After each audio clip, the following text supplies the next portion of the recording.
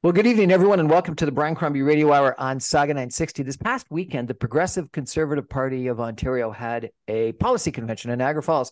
And we're joined by Kelly Harris, who is a principal of Toronto-based Kensington Strategy, specializing in communications and government relations, tonight to talk about this convention that wrapped up on Sunday.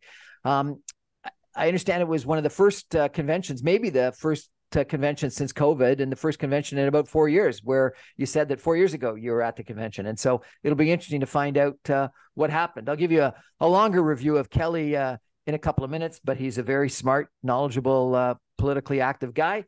And so it's going to be interesting to hear what happened. Kelly, welcome to the show, sir. Thanks, Brian. Thanks for having me. Good to see you So again. good to see you again, sir. The Progressive Conservatives met. Lots have happened in the last couple of years. First convention, you think, in 4 years. What was the flavor like? What was the attitude like? This is a midterm convention, so we're talking two more year, a year and a bit to the next election, and it's been more than almost 2 years since the last election. So these are policy conventions, but these are not intended to be heavy duty affairs where you get down into the mud of things and really work it out. This is really getting people getting together, memberships getting together, discussing ideas, potential ideas.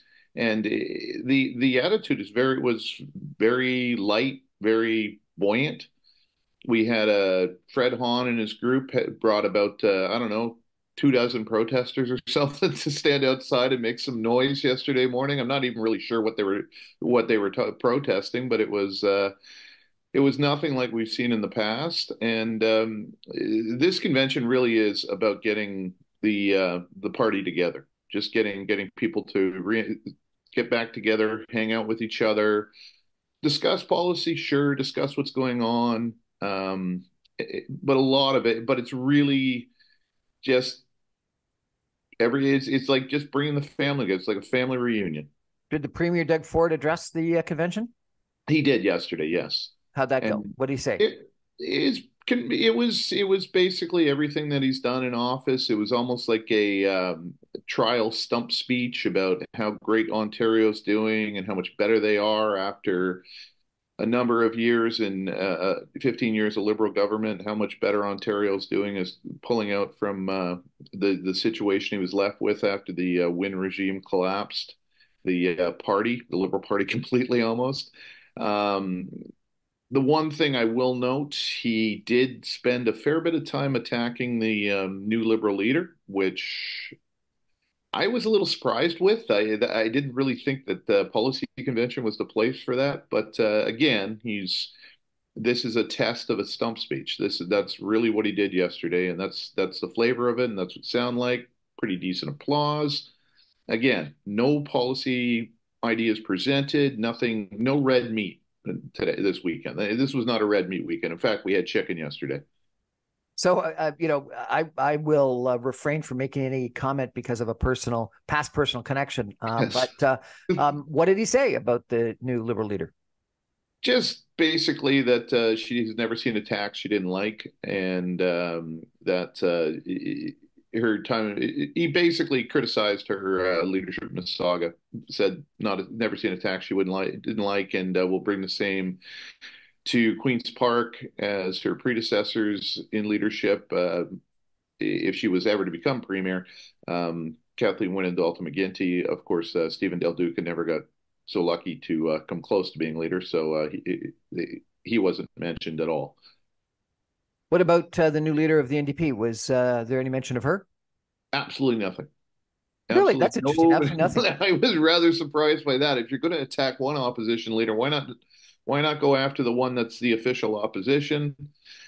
However, there's something to be said about that. If you think back to when Stephen Harper lost his government back in 2015, there's a lot of us, myself included, who believe that part of the reason he lost it was because he had his guns aimed directly at the NDP and he thought the NDP was going to be his threat. And Justin Trudeau obvious, he won a majority election. So making sure you know who the person who's got the best chance of overtaking the government is. That's one of the that's what is telling in the way he delivered his remarks yesterday, that he and the Ontario Progressive Conservative Party believe that the Liberal Party of Ontario is the threat, not the NDP Party of Ontario. Why? The Liberal Party has not even got official party status. Yeah. And if you remember back in 2015, when Stephen Harper trained his sights only on the NDP, the Liberal Party was a not much back then either. And the fact is, the Liberal brand is a much stronger brand than the NDP in Ontario, and it's the brand. It's really, this is kind of like kind of like watching hockey. A lot of people cheer for the jerseys, and that's really what they're concerned with. Well, Because the question is, if you look at the last provincial election, very low voter turnout. What, 42% of Ontarians voted? yeah, it was terrible. How many liberals stayed home because they didn't think the leader had a chance? And the same could be said at the Kathleen Wynne election. Many people say that Doug Ford won a great election against Kathleen Wynne. I think Kathleen Wynne lost the government more so than Doug Ford even won it. And I could say the same thing about Stephen Del Duca losing that election more so than Doug Ford won it. So are those liberals now going to be comfortable to come back? The ones who've been sitting on their hands for the last 4 or 5, almost 6 years now. So I've got a point of view that says that the NDP has got a real challenge in ever winning government in Ontario, because I believe the vast majority of people are sort of in the center. And so they'll vote progressive and conservative. Sometimes they'll vote liberals, other times. There are some people that will always vote conservative, and there's some people that will always vote NDP. But a lot of people are either, red Tories or blue liberals. They're in the center and they'll move back and forth. And so therefore, the NDP, I think he thinks, can never gain enough of that center to win, but the Liberals could.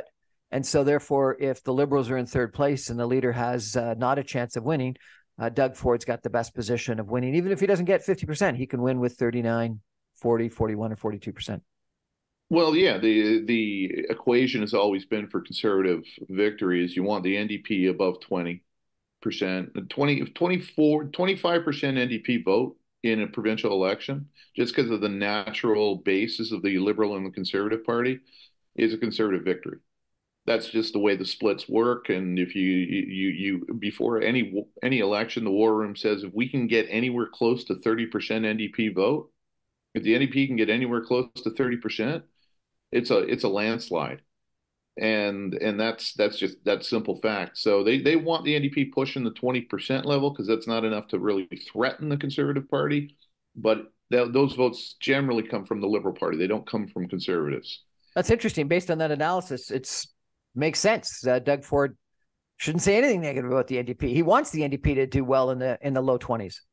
Yes, yes. And let's also remember that one of the greatest accomplishment of the Ford government and his time in office is, and sadly he's no longer with them, the work of former Labor Minister Monty McNaughton, who really, quite honestly, I would put him as co-captain of those victories, because of the work he did with the trade unions and getting the middle class back voting conservative.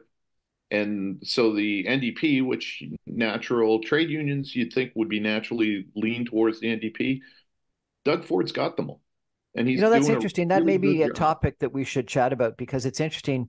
In the United States, it would appear Donald Trump has got a fair number of unionists that would logically be Democratic. Pierre Poilievre federally has got a lot of people that would be, laborers and labor union people. And it would appear, as you said, Premier Doug Ford has done that. It's an interesting trend that this group of people that, one would think would be more naturally attracted to the NDP. In fact, their unions are supportive of the NDP, are voting conservative. It's almost as if they're voting against their economic interests, but they do. They're not really, though, because what does a private sector union person want? What do they want? They want good schools, they want good hospitals, they want lower taxes, they want good roads to get to and from work, and they want their kids taken care of and good policing. That's middle class. That's natural conservative values. And that used to be NDP, and a long time ago, it used to be liberal even before that. And the conservatives have been taking over that ground because the middle class hasn't really had representation for many, many years. I went through this in British Columbia with Gordon Campbell in the 2001 election. Everybody said he hated unions and he was going to be a union buster out there. And then in the 2005 election, 4 years later, I don't know how many of our candidates were former shop stewards, for like union leaders all over the province. And why? It's because conservative values are middle class values. And unions, private sector, that's middle class. That's Canada's new middle class. I'm not talking about public sector unions. Conservatives will never get public sector unions. They hate us. That's Really, all that's they're interesting. So you doing. see this significant difference between public sector unions that you think are naturally aligned with the NDP and private sector unions, which you think, well, the union leadership might be NDP, the rank and file are actually far more conservative. They're and not conservative. They're middle class voters, and middle class. The only place they got right now is conservative in Canada. The NDP in Canada is to the left, obviously, and the Liberal Party, both in Ontario and federally, has slid way far left. And because of that, they don't actually resonate with the middle class unions, which are center right. It is a really interesting sort of repositioning of a large segment of the population, and it's not just in Ontario; it is Canada and it is the United States, where, as you say, private sector laborers, union members, tend to be more on the right, and maybe it's not a political affiliation. It is more, as you say, this sort of middle class orientation and the policies that attract them. But it's something. It's a trend that we've seen, across the continent. And it is interesting that all the statistics. I haven't seen them in Canada, but you see them in the U.S. all the time. That people with a high school education tend to vote Republican, i.e., conservative, and people that are the more white collar people that have got post-secondary university education tend to vote Democratic/liberal. And so it seems to be that laborers vote conservative. Anyway, we're going to take a break for some messages and come back with Kelly Harris in just 2 minutes. Stay with us, everybody.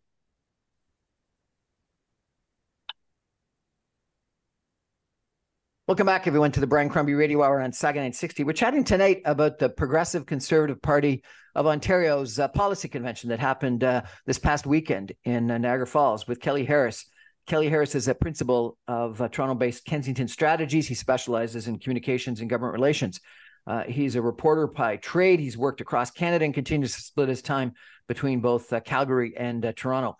In BC, British Columbia, in the former Gordon Campbell BC Liberal government, he served in several different roles, including press secretary and issues manager to two different attorneys generals, the Ministry of Treaty Negotiations, and the Solicitor General, Provincial Northern Communications Officer, Public Information Officer for the Provincial Emergency Program, and finally, Director of Communications for the British Columbia Government Caucus.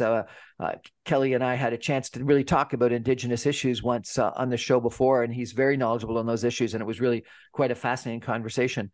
In Ontario, he was part of the Ontario PC opposition under Tim Hudak as Director of Legislative Affairs, leaving before the 2014 election to move on to working with Canada's credit unions, where he represented Canada 3 times internationally.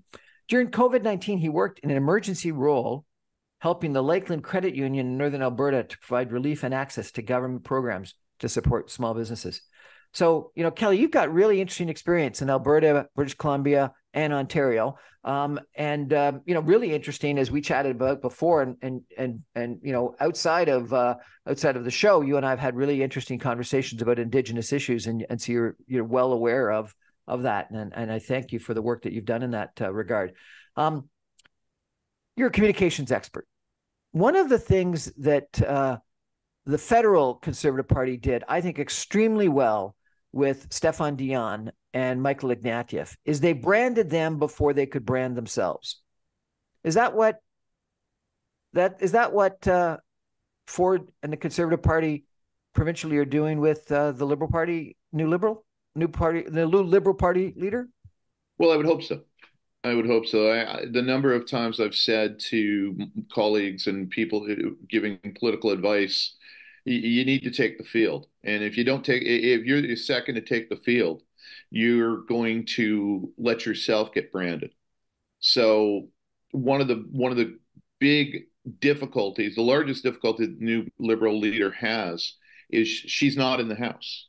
And there's a lot of these people running around, and Jamie Watt wrote about this from a Navigator about how she needs to be out there on the hustings, talking to people. I disagree. You get free media when you're in the House. You get free advertising, free marketing. So her not being in the legislature, her not being at Queen's Park, she's not in the Toronto Star every day. She's not in the Toronto Sun. She's not in CBC, CTV, whatever. Got to jump around trying to get heard. And really, while we know the name for various reasons, including mayor of Mississauga for a number of years, not well known anywhere else in Ontario. And you think about Stephen Del Duca, who was the previous Liberal leader, nobody knew who he was. He was the Like, Minister of Transportation for numerous years. He was a senior cabinet minister in the Wynne government and in the McGuinty government. And nobody knew who he was.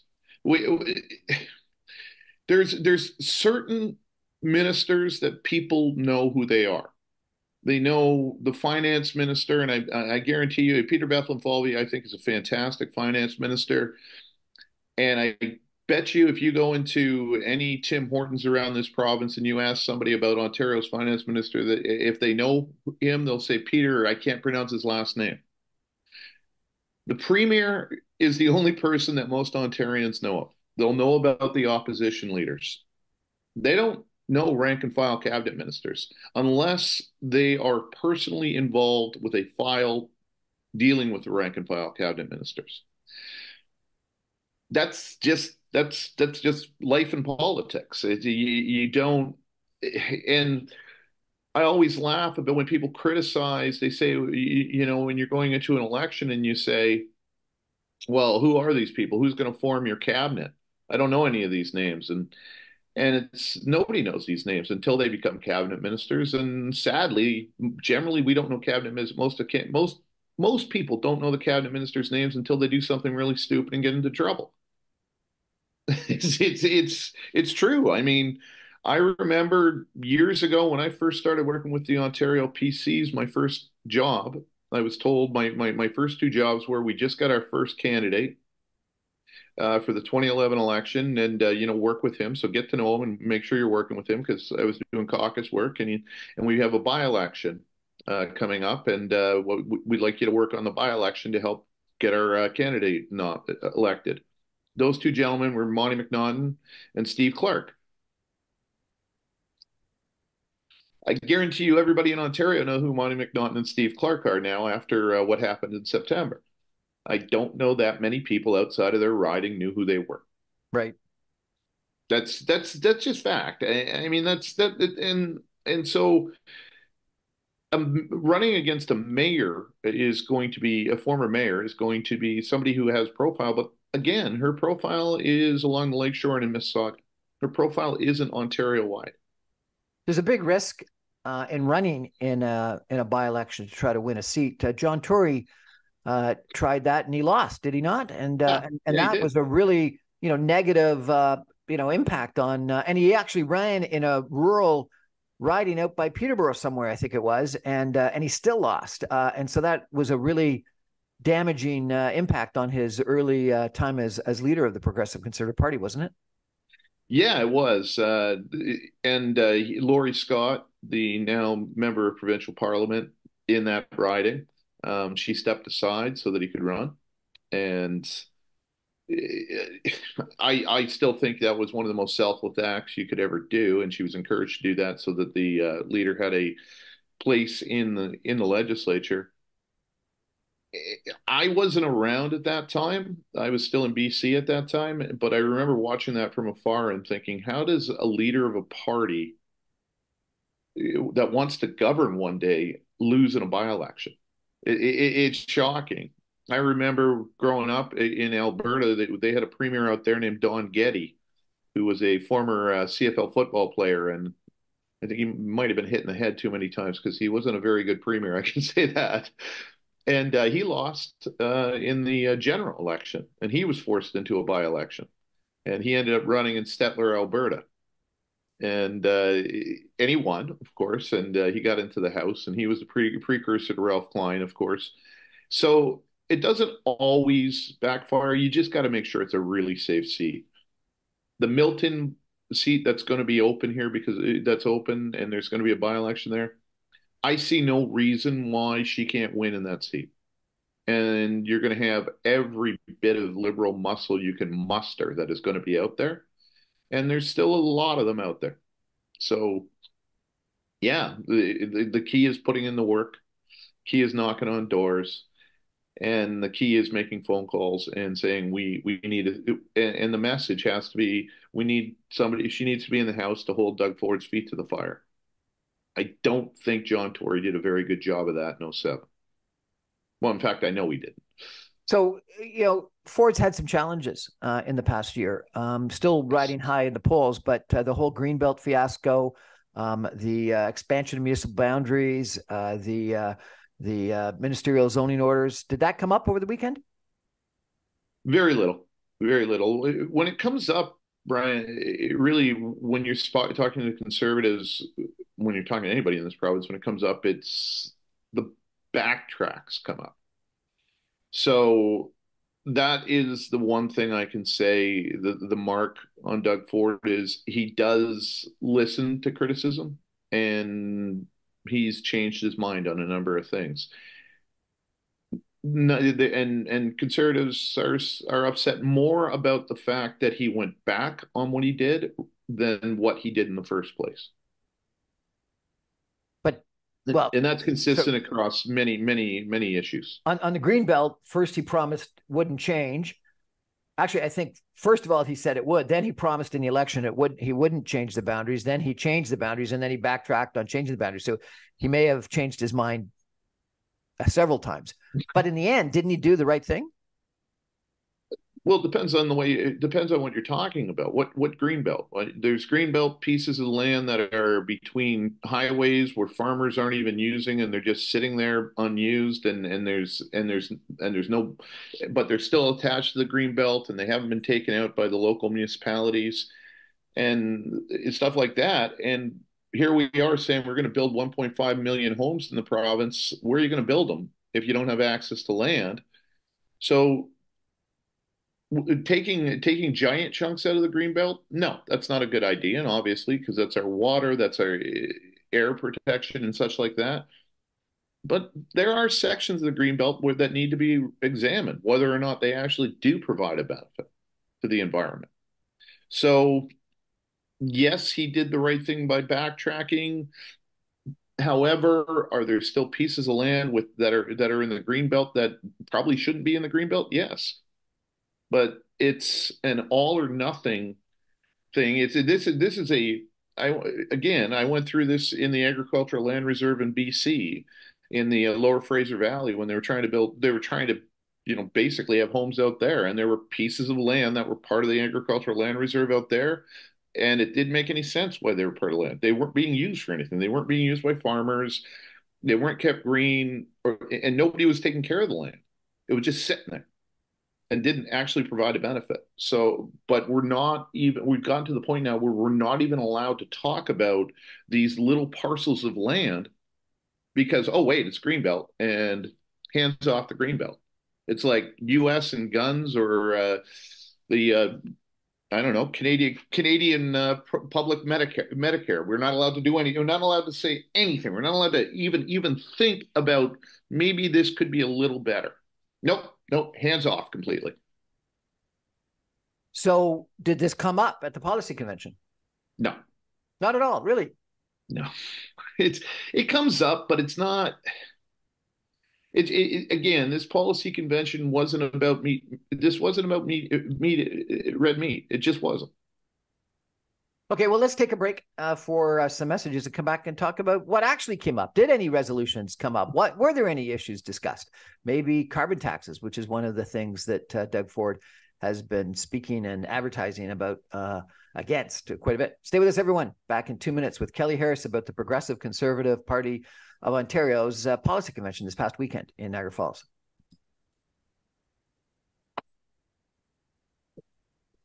Welcome back, everyone, to the Brian Crombie Radio Hour on Saga 960. This past weekend, the Progressive Conservative Party of Ontario had a policy convention in Niagara Falls, and Kelly Harris was there. Kelly is a principal of Toronto-based Kensington Strategies. He specializes in communications and government relations. Kelly is one of the more knowledgeable, smarter guys in politics that I've had the privilege of meeting over the years. He's got experience in government in BC, in government relations in Alberta, and both in government and government relations here in Ontario. So he's really seen the country. He's been very actively involved in Indigenous issues, which I think is fascinating. Maybe we'll talk a little bit about that at some point in time, Kelly. But you're also a good read on sort of not only the province, but the whole nation and where we are politically. So I appreciate you joining us tonight. How did this convention differ from past conventions, if at all? Well, it's 4 years ago, we were out here in Niagara Falls at the Niagara Falls Convention Center for the convention 4 years ago, and that would have been the first one after the Ford government was elected, and that was a rowdy convention. There was massive protests. They were incredibly loud. There were a couple thousand protesters out front of the convention center, banging placards of all kinds possible. Um, And one of the more horrible things, and as a Toronto Maple Leaf fan, that was the night of the convention. The night of the premier's speech was the night that Toronto lost to a Zamboni driver. So I was glad that there were no sports going on this weekend of any consequence. That's all I can say about that. Um, and the other thing about that convention, it was really like, oh, the new government's in. Let's get to know these guys. And just the thing that we everybody talked about one of the things we all talked about was the protest at this convention was laughable. I mean, I remember when I worked for Gordon Campbell, we would call that like Tuesday lunch protests. It was just, there was nobody. I mean, Fred Hahn was out there banging his placards and such like that, wearing his anyways, garb that we know where his sensibilities lie on certain world events right now, so I'm just going to leave it at that. And but really, a couple dozen protesters. They were loud. They had loudspeakers and blowhorns and stuff. I think it lasted about 45 minutes, maybe an hour. And yeah, they showed up in their cars, got out, said a few words, got back in the car. It was kind of disjointed. The half the part of the protesters were these offshoot conservative parties like the New Blue Party, and these guys, they were part of the protest, and it was just disorganized and not interesting, and that really says something. If do you think that if Justin Trudeau was doing a convention in Niagara Falls, the protests would be small? Right now, this is the difference between two governments: a government that's clearly on its way out, and a government that's pretty comfortable. A government that's pretty comfortable. It's interesting. He's been attacking carbon taxes quite a bit. Why? And do you think it resonates? Did it come up during the convention? Yes, he was during the speech yesterday. The premier talked about how he's helping people with reducing gas by 10 cents a liter, I believe, and the fact that he's pushed back on carbon taxes. And that's a meat and potato. That's a red meat thing for conservatives. It's taxes, right? And it doesn't matter what the tax is. All taxes are bad, and that's the idea of in conservative minds. I had a conversation. We were talking about the recent announcement by Mayor Chow in Toronto about the increase in Property taxes. property taxes. And I got into a bit of an argument with a few of my fellow conservatives because I pointed out that Toronto has one of the lowest mill rates of any major city in the world. So, and all the services they provide, I think actually raising the mill rate in Toronto is the right move because of all the services they provide. But again, I'm a conservative. I'm not supposed to be talking about taxes of any kind, shape, or form. So, So, do you yeah. think that carbon taxes? Clearly the federal Liberal government is very supportive of carbon taxes. Historically, the Conservative Party was the proponent of carbon taxes because it's more of a market-based incentive to lower carbon emissions rather than some sort of regulatory prohibition against carbon emissions. And so, it's more of a market-based approach. Conservatives, long ago were the proponents of it.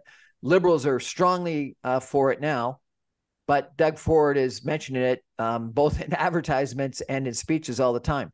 How do you think the population of Ontario is going to react?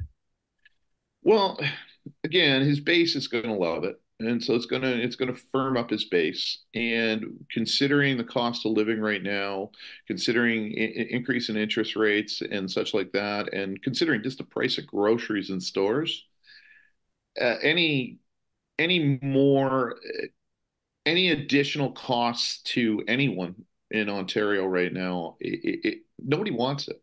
And it doesn't matter if you're a conservative, if you're a NDP, or it doesn't matter what side of the political spectrum you're on. No one wants more new taxes. Life is becoming a lot more unaffordable right now, and there's a lot of reasons for that. And you could blame a lot on the federal government, but you can also blame on the war in the Ukraine, price of oil, a multitude of issues coming out of COVID and such like that. The simple fact is you can't be adding costs to people and think you're going to win elections right now, and that's just a simple truth. Well, I've Um, been a progressive my whole life, but I do think that when taxes get over 50%, and that's just income taxes. We're not even talking about HST and property taxes added on. But when you work more for the government than you work for yourself, I think even progressives get upset. well, and the thing is, yeah, fine. You want to take half my paycheck for taxes? Make sure that I can see a doctor when I want to see one. Make sure our schools are good. Make sure our road system's good. Make sure that I can get on the TTC in Toronto and not have to look around to make sure that there isn't somebody who's going to jump me. You have to be providing the services commensurate with the taxes that you're charging. If you look at many of the European countries that charge over 50% for taxes, they actually have very good hospitals. They have hospitals you can get into. You can get in. They've got beautiful roadways. Of course, they don't have our winters, so there's reasons for that. So the thing is about raising taxes of any kind, whether it's a carbon tax or whatever kind of tax, what are we getting for the money we're spending? When I was with the Gordon Campbell government in BC and they brought in the carbon tax, and I had to do a lot of sales on that. Being an environmentalist myself, I'm not anti-carbon tax. I'm as long as it's going to something and we can see the benefits of it. I see no benefits of the Liberals' carbon tax in Ottawa, and it starts with their sales job of it as well. It's the worst sales job in the world. You're raising a tax and then you say, but don't worry, we're going to give the money back to you and you're actually going to make more money off of it than you paid in taxes. I, and I'm like, so why are you doing it? It doesn't make any sense whatsoever. They did a terrible sales job on the benefits of it. And many Canadians, conservatives, centrists, Canadians, we look and we say, okay, Canada, for all our faults, we're still our air is still pretty clean. You take a look at a place like Vancouver and BC, parts of BC. Well, overnight in BC, they turn off the dams. They don't have dams. So if you're plugging in your electric car overnight in British Columbia to charge it, the electricity is being generated by natural gas plants in Alberta and possibly coal plants in the United States. But you're saying you're doing something for the environment because you're driving a electric car. But where's the electricity coming from? So there's a lot of questions. Ontario, I mean, the worst electricity we have in Ontario for the environment is natural gas, and natural gas is pretty clean burning fuel. Well, we So, dramatically reduced our emissions because of the closure of the coal plants and which was replaced them started by a effectively with conservative environment minister, Elizabeth Whitmer. and replaced them with nuclear. Did that come up? Did nuclear come up at all? I didn't hear a nuclear coming up, but that's people discuss that. We had some discussions about again though we did there was no central issue to this conference other than how great it was to see each other again and let's tell war stories. I hear that bike lanes came up. They did. Tell me about that issue. Somebody, well, there was a few things that came up in the bear pit, and I kind of shook my head about, and one of them, there's this hatred for bike lanes. I don't understand what the hatred is. I ride my bike 5,000 kilometers a year. I that's how I do everything. I live in downtown Toronto.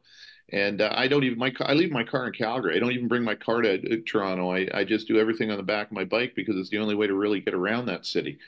And people complain about, but what is the complaint about bike lanes? Like, what you think you can? If we got rid of the bike lanes, you think that would do anything for traffic in Toronto? I don't. I think the traffic problems go far beyond bike lanes.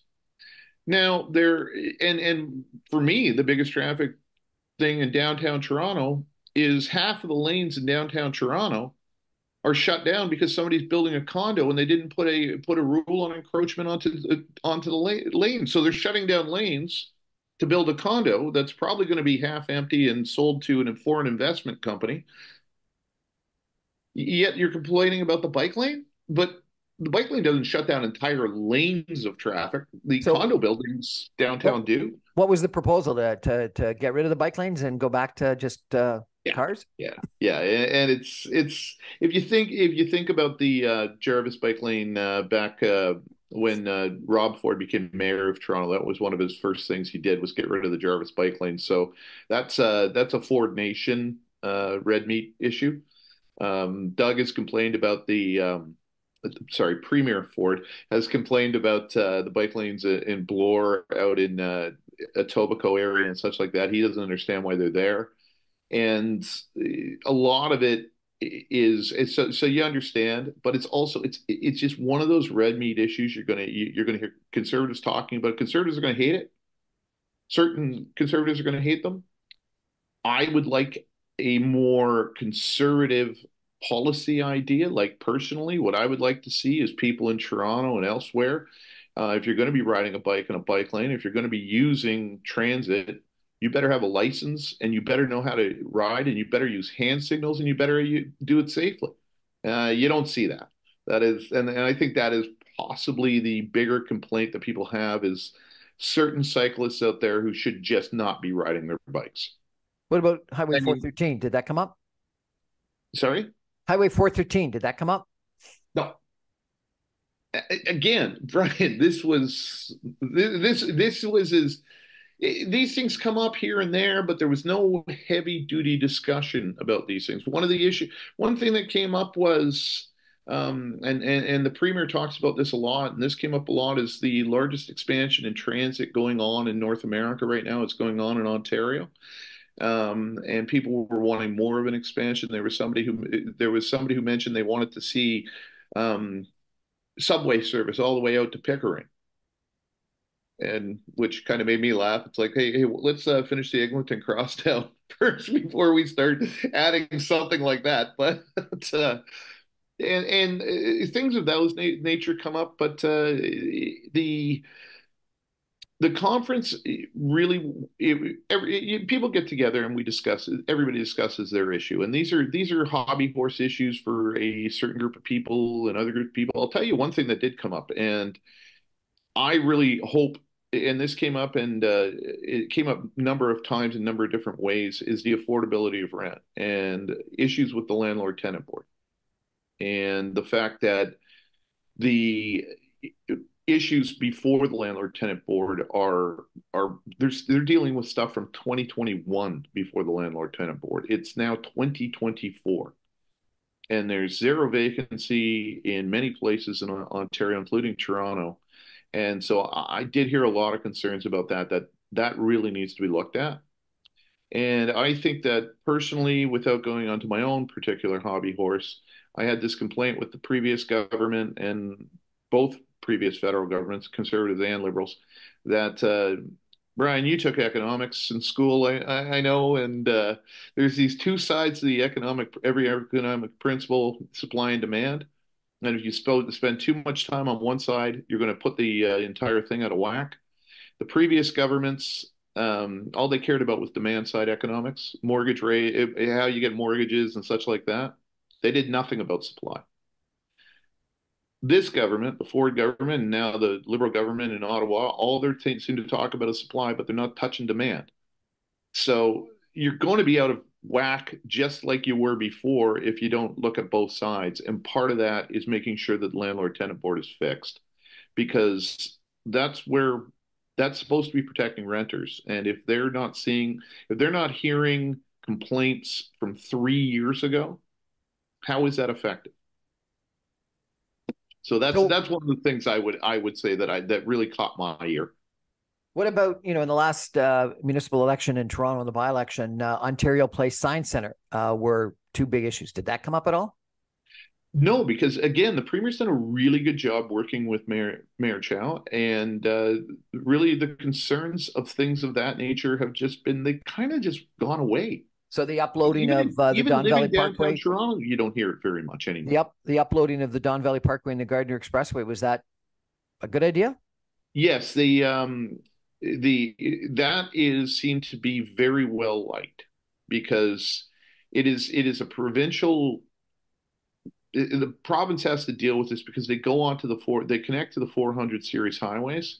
The province should be in charge of them because of these are major arteries of this nature. These should be provincial control. I agree. I think that was brilliant that Chow and Ford, Mayor Chow and Premier Ford got together and solved that issue because it was just creating this huge, you know, hole in the Toronto budget. And by uploading that, he effectively the premier solves a lot of, not all, but a lot of the Toronto budget problems, not by a provision of money, but by taking away an expense that I really do think should have been a provincial expense all along.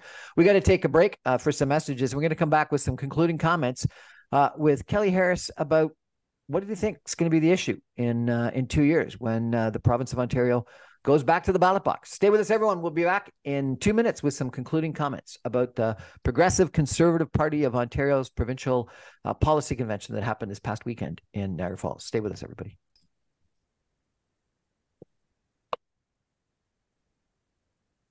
Welcome back, everyone, to the Brian Crombie Radio Hour on Saga 960. I'm chatting tonight with Kelly Harris. He is a political activist. He's a government relations consultant. He's a really smart guy. He's worked in British Columbia, Alberta, and Ontario in politics, government relations, communications. He historically was a reporter, and so he knows the media beat, the communications beat extremely well. Kelly, if people want to follow you or access some of your services, is there a social media handle or a website that you want to tell them about? Right now, you can still reach me at my former handle, Harris Public Affairs, on Twitter, and Kelly Harris, Kelly PM Harris on Twitter, and eventually, my this rebranding, having public affairs in your name seems to people. The number of times I had to explain to people, no, I do communications work, and they said, well, it says public affairs. So I just decided, you know what, I'm just going to get rid of all of that. I'm just going to go with the name strategies. And I live in Kensington Market in Toronto, and Kensington is one of my favorite areas of Calgary. And working in both places, I thought, what the heck, Kensington Strategies is a good name. So Kensington Strategies, appreciate it. So Kelly, you had this policy convention. You didn't have many protesters. You didn't have many big issues. You say that it was sort of just a reunion of a bunch of people to talk about good times and plan for the future. What do you think is going to happen? It's going to be what, 2 years and 3 months until the next election, the spring, June of 2026. What do you think the issue is going to be, or is it just so far away we have no idea? Well, I have to say, 3 months in politics is a lifetime. 2 years and 3 months, that's several lifetimes. The issue, I believe, will still be affordability 2.5 years, 2 years and 3 months from now. And that's affordability not just in can I get a place to live, which is a major issue right now in Ontario and across Canada, really. If people always say Calgary is so much easier to live, so much cheaper to live in, tell you it's the same. Prices are the same. In fact, my food bill in Calgary is a lot more than it is in Toronto. Um, so affordability, I believe, is going to continue to be the issue. I don't see any government dealing with this well. The Ford government's dealing with it better than most by giving relief on things like gas and not raising taxes. He refuses to raise taxes, he says. So at least they've got that, and I think that's going to be what the campaign comes down to. If I was to write the campaign plan for the Conservative government, we make sure that you're going to take home more money and you're going to have more and you're going to have spend less of it if you vote for Doug Ford. You vote for these other two and they're going to raise your taxes and it's going to be more expensive to live. Can you afford that? Can you afford their governments is really, I think, the message that the Conservative Party is going to go with, and it works. What do you It's think? What do you think the message the NDP should go with? cost of living. The not enough has been done, rent control, issues of that nature. Though that is where I think they have to go. And if you And were you were advising the Liberal Party, would you recommend running in a by-election to get in the legislature, or travel yes, I the would rec province? I would recommend getting in the legislature as a by-election. And one of the things I'd be recommending for them would be our hospitals really better, is schools really better, all these things, and asking people to ask the questions about their lives. Doug Ford keeps saying he's done a better job. He's fixed the problems of the government, problems of Ontario, but are you better off? I believe the answer to that in a lot of cases will be yes, I am. But in the voters that they need to appeal to, the answer is going to be no, I'm not. And that is not all Doug Ford. That is a huge fallout from the pandemic, and people are still dealing with recovery after the pandemic. Will we be recovered in 2 years and 3 months? I don't know.